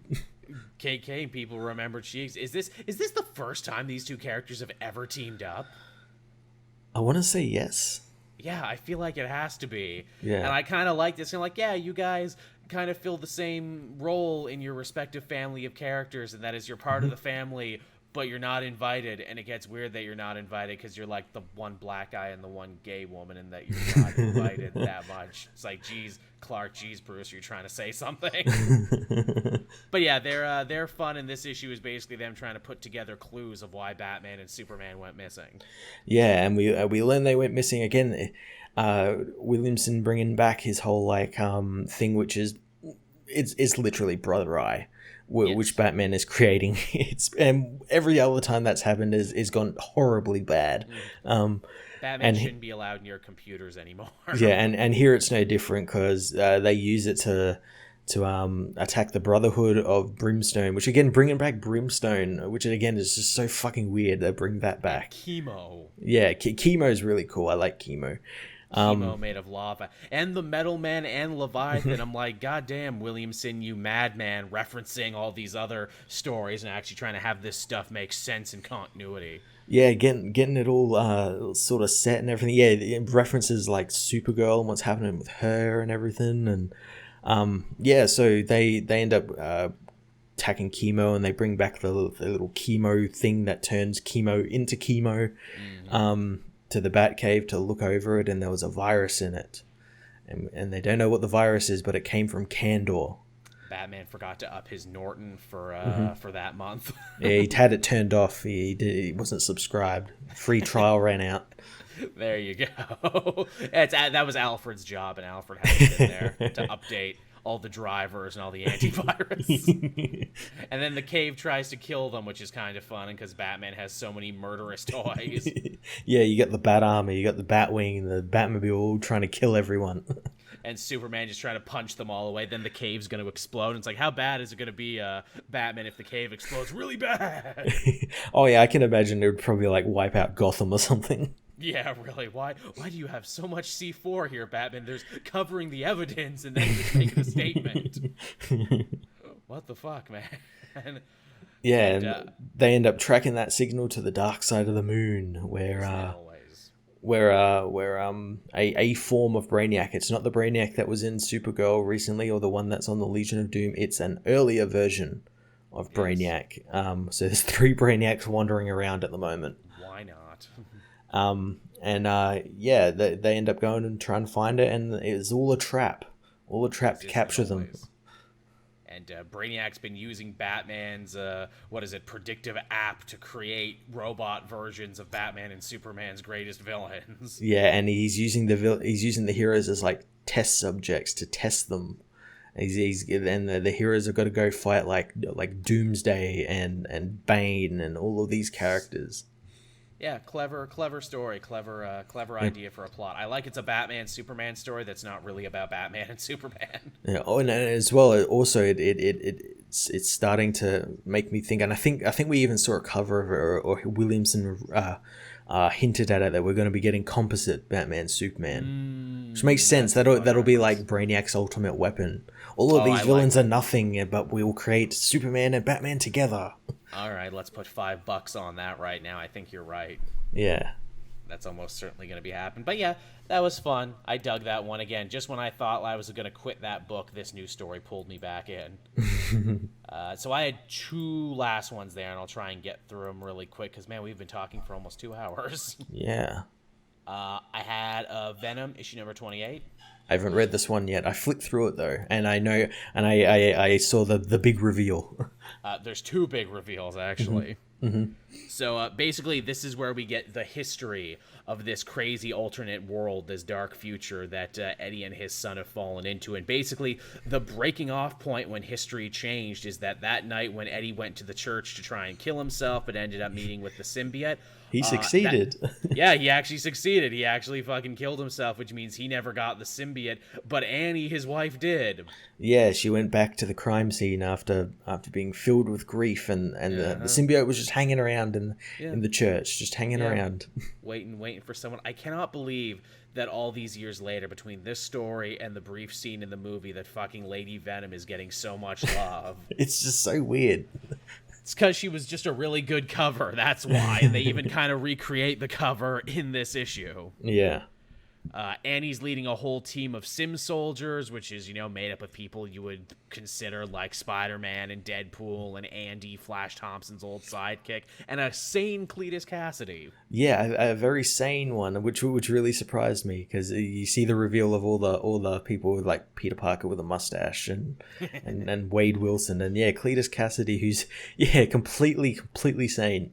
Sane in this universe. They say, like, oh yeah, we got Reed Richards and everyone working on. I'm like, oh, so you could cure his insanity in the main universe, you just don't do it.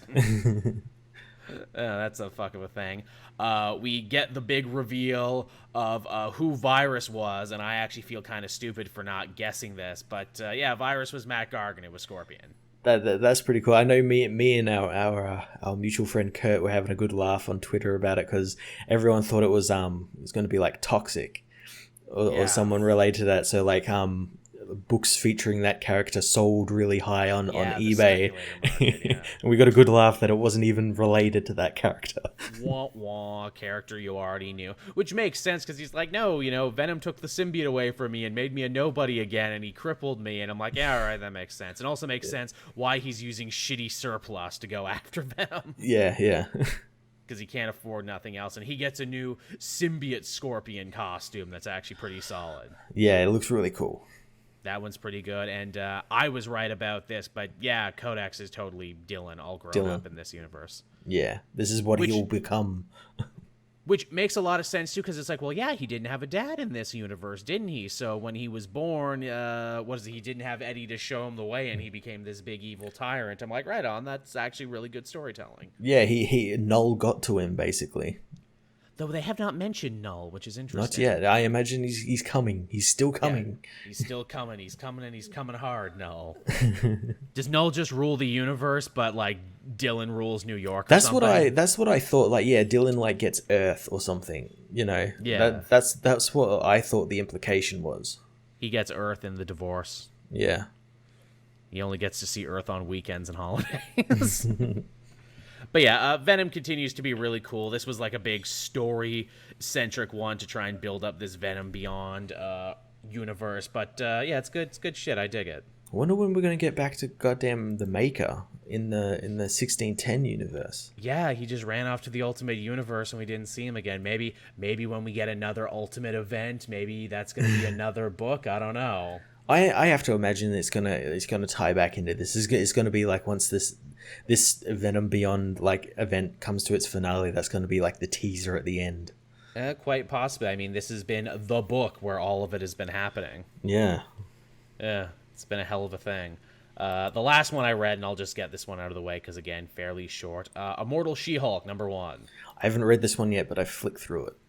Yeah, there's not a hell of a lot going on here. I think a lot of people very wrongly thought, like, oh, we'll read this book and Ewing will make She-Hulk back to normal again. No, that was never going to happen. He's just adding more context to his own Green Door story. He's not going to step on what Aaron is doing in his book.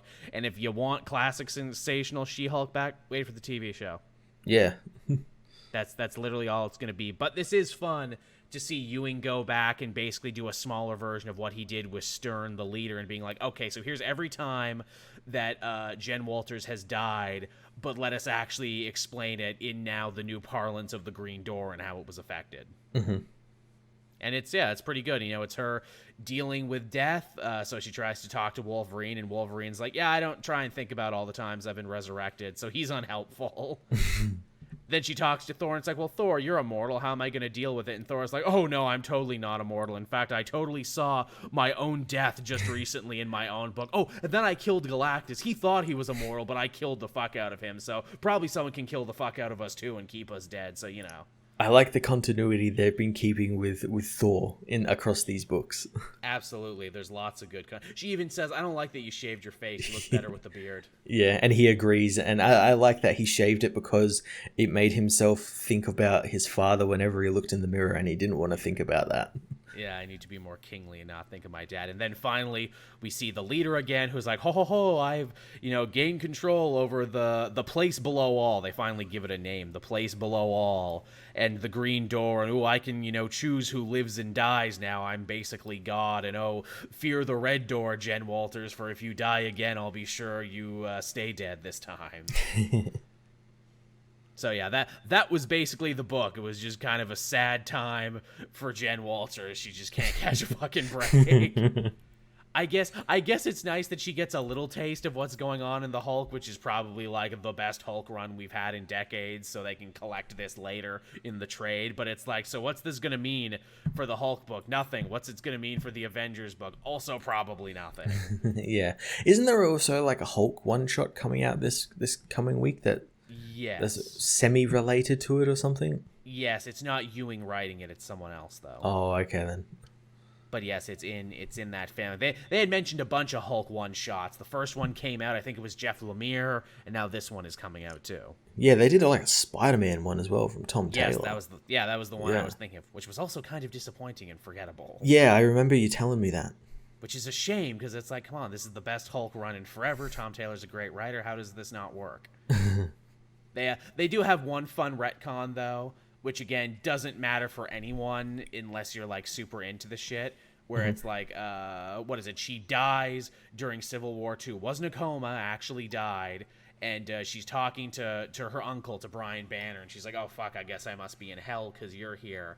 And then it's like, oh, I was just talking to, whatchamacallit, I was talking to Doc Samson. He was just here. You just missed him. And I'm like, oh, is that why he came back to life during Civil War II and no one had a good answer why? Now we finally have an answer why? Yeah, I guess so. And I'm like, cool, that changes nothing for Civil War II in this story, but it's nice to know you were paying attention, Ewing. It gives some reason to Doc Samson, who we haven't seen since. Pardon? Oh, no, he's all over that Hulk book. Oh, is he? Oh, okay then. Yeah. Because I know he was in like the first couple of issues, and I didn't realize he stuck around. Oh yeah, he's all over the Hulk book. Can't get rid of him being still probably the worst psychiatrist. Hey Bruce, how's that make you feel? Angry? Oh, that's a shame. But yeah, that one was solid. What else did you have? If you just want to lightning round them, there, it's getting late. Yeah, I've got two more books. I got the new Juggernaut book that started this week. I picked that up too, but didn't read it. Is it fun? It looks fun. It is fun. We find Kane Marco is working for Damage Control as a one-man demolition team. He's taking down buildings that are that were left over from like superhero fights. Like I think it's implied like the ones he's taken down are left over from like War of the Realms, like ones that were damaged and everything. Do what you love and you'll never work a day in your life. We get an intercut with a story about how way back in the Uncanny X-Men when Magic took his Gem of Cyttorak and destroyed it, how he got sent to Limbo. Yes. We get to see like a little brief story with him in Limbo and how he gets out of Limbo because he's been there before. He knows what's needed and everything. Yeah, so he ends up destroying all these buildings, and he finds like squatters living in one of them, and one of them is a powered girl who has like kinetic force powers, and thinks her name's D-Cell, which I think is a pretty cool name, but as Kane says, makes her sound like a battery. So yeah, they end up getting into a fight because Kane's trying to kick him out so he can destroy this building, and they don't want to leave, and the woman ends up getting hurt inadvertently by Kane, bringing some rubble down on her, and Kane ends up taking her to the hospital and finding out she's kind of like She's like a social media influencer, like a prank channel owner. That's where she funny. uses her powers to do stuff like makes like elevators take an hour to get to the bottom floor, or like confetti in parades take 5 hours to drop to the ground and stuff like that. Funny. And Kane's like doesn't understand it because he's like an old man. He doesn't understand like why are these pranks so popular and everything. And the woman trying to convince him to sort of do his own sort of channel for Rock's Tube, and like you could be like the big guy who helps the little guy and everything, and Kane's not interested in any of that. Okay, Marco, and this is Jackass. Yeah, he just wants to like work for damage control and all that. And the ending of the book implies that he's going to go fight the Hulk because the Hulk has it's at some point destroyed like people's homes in like a big battle he was part of, and the people are like, you know, homeless and they need money to help. So the girl D-Cell decides like, oh, maybe you should like go find the Hulk and like beat his ass and get him to pay for all this stuff, and I'll record it and put it on Rock's Tube. Wow, that's a big idea concept. I like that. That sounds like my jam, the kind of like down and out scrappy guy trying to work his way back up. I like that. Yeah, it's great. I really enjoyed it. And also seems to have nothing going on with Krakoa, even though they're sure to tell you in the X-Men books to pick it up. They do mention Krakoa because Kane thinks the girl is a mutant because she has powers, and he's like, oh, well, I can, you know, just take you over to Krakoa and they can help you out. And then we learn she's not. She just got her powers from like a science accident. Right, of course. Which, much like him, only half mutant, the rest is magic. So I'm assuming he doesn't get to go to Krakoa. Well, that's the thing. Maybe they might go to Krakoa. Maybe they don't. Again, he's like not technically a mutant. So like, yeah, does he get special privileges because he's technically related to Xavier? Again, it's not all explained, and I imagine it will. And also, I'm wondering like how he has powers, because didn't he lose them in that Sin Eater in that yes. In that book, like, yeah, and he doesn't technically have the gem either.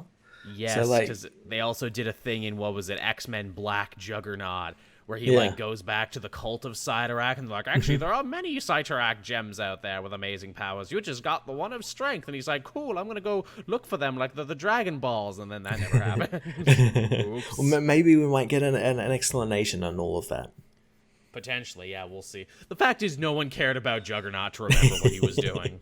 Yeah, but if this whole thing sticks and he becomes like a YouTube prankster, that'll be pretty fun.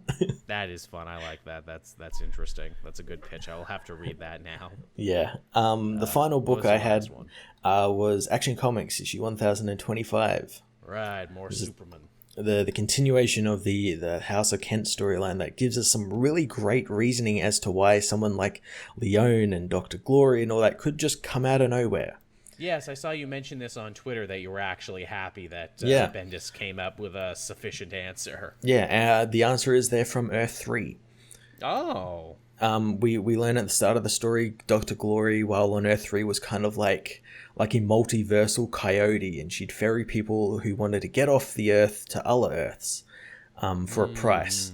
And Leone ends up being her last customer because they're getting sick of Earth 3 because like outside they see like the crime syndicate blowing shit up and everything, and they just want off this Earth. And that's how they end up coming to the Prime Earth and sort of setting up this whole organization, and also explains why Dr. Glory is so intrigued in like multiversal gateways and how she could open doors to Gemworld and trap Superboy there and everything. It all comes back. In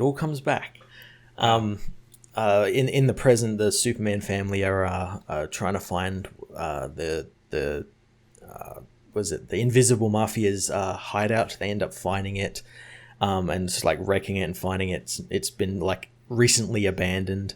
So someone in the chat just said, wasn't Earth 3 destroyed? Yes, but then Perpetua brought it back because she only brought back the evil Earth. Is it an ass pull? It sure is, but... but it explains it. Yeah. So they end up finding the Invisible Mafia's base, and because of that, Leone orders Glory to pull out her like break glass if Superman fucks everything up thing.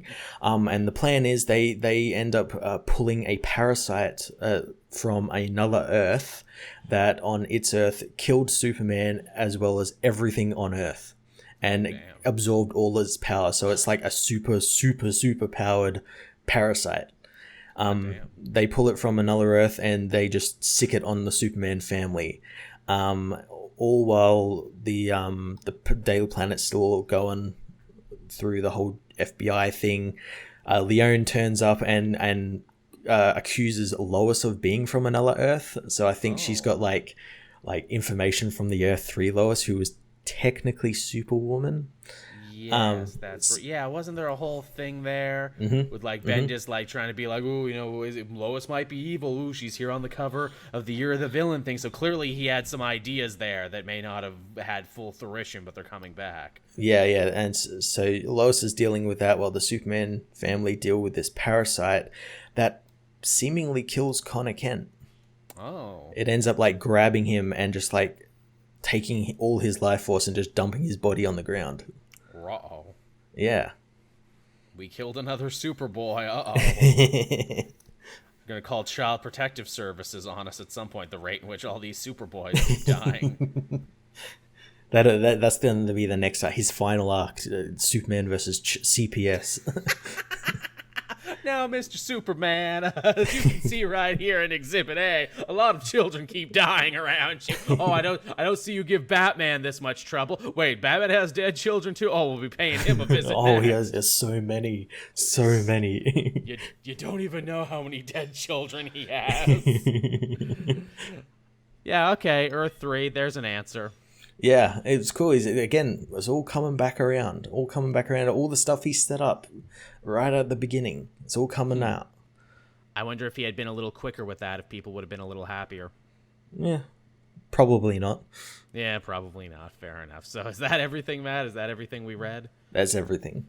Boy, this was a humdinger of a show, everyone. This was just filled with everything. Thank you for the 30 people who stuck around with us late into this Sunday night. It's very much appreciated. As always, if you're a patron, you'll be sure to get this episode in both video and audio quality before anyone else. I always try and drop it on there as best I can when I'm not down to the wire, which is usually every time.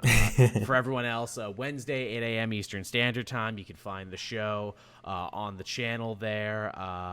Again, if you want to support the show, please buy something off my Amazon storefront. I always have the links down in the description.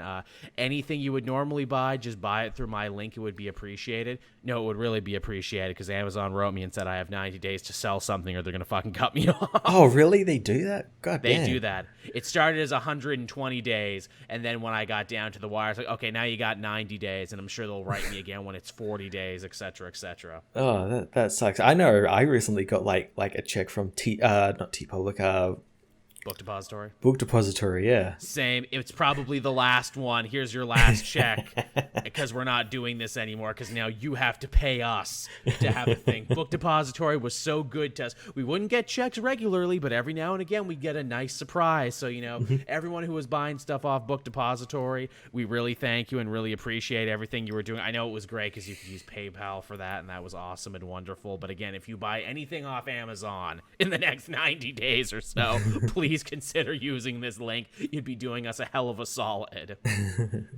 All right, then, everyone. We'll start winding down the show. Thank you so much. We'll be back again next week, and hopefully we won't be taking another week off. No, I don't think we will be. No. All right, everyone. Bye-bye now. Bye.